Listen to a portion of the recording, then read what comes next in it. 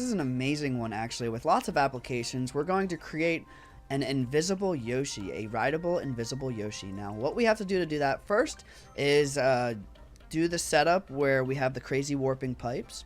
I'm going to create this pipe over here off screen. I'm going to put it up over here because this is going to be the pipe that we warp over to. I'm going to place Mario inside of him like that. It asks us to place the warp pipe down. I'm going to place the warp pipe so that the bottom left corner of the screen is visible. Pull it up one like this. With the Luigi Joy-Con, I'm going to place a pipe over top of it. This is the new black hole method, but it's done different, obviously. That pipe disappears into the bottom left corner. I'm going to grab the pipe and pull it out to the right like that, so it disappears. Now, I place Mario into this pipe right here. We're going to place this pipe down over here next to the start screen, because this pipe right here is going to warp Mario over to this one. So these are these two pipes. This is the crazy pipe warping glitch.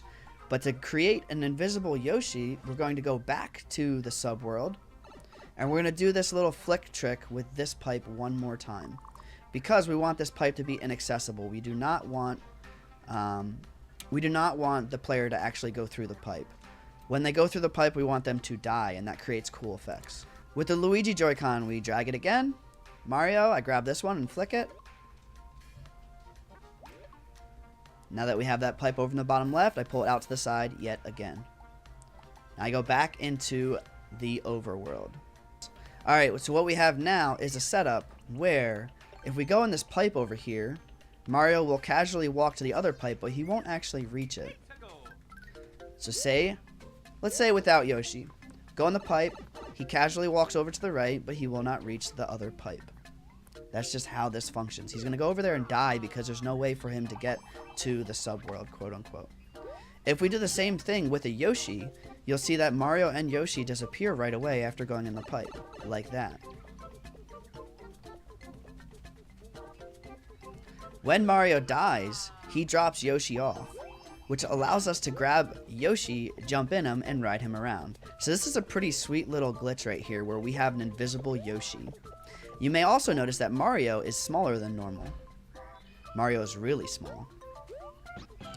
He can jump in this Yoshi as well. To get Mario's size to go back to normal, we have to jump in the invisible Yoshi, tongue him, and then spit him out again, and his size will be normal again. So I'm going to jump in the red Yoshi just so you can see that it works with both of them. Go into the pipe.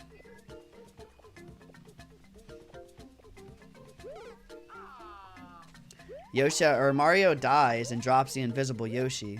And you can grab him, you can shoot fireballs out of him.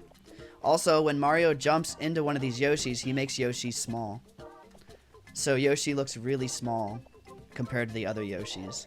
Another way we can make Yoshi even smaller is by using a dry bone shell. For some reason, when we go into this pipe using a dry bone shell, we get really tiny. At least smaller than with Yoshi. So if I go in here like that, same thing happens. He goes over there and dies. When he respawns, he's smaller than normal. A lot smaller. And so we have tiny Mario here with Yoshi. Another thing that's interesting here is the way items behave when you go through these pipes. Or really, they all behave. It changes the way that you actually hold on to items.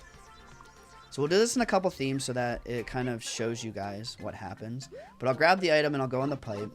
And you'll see that the item is not where it should be in my hands. It has overlapped Mario. So now every time that Mario goes and grabs any item, it'll be overlapped like that. So you don't actually see it in his hands, which would be normal. He's in front of it. And this isn't even like, you don't even need to hold the item while you go into the pipe. All you have to do is go into the pipe. And when you come out of it, you're grabbing, I don't know, however you grab gets changed. So in SMB3, it's behind you and it's like hugged up next to you. In SMW, it changes as well. It is behind you and you can't see it. This glitch also works in 3D World, but the only application I can find is what it does to the items when you grab them. When I grab items, they get really, really small in 3D World. For some reason, that's how you just hold on to stuff in 3D World after you go through the pipe. If you're holding on to a bomb when you go in the pipe, you'll see something really interesting as well. It looks like the timer runs out, and you have a bomb right here that's going to blow up, but it's not blinking anymore.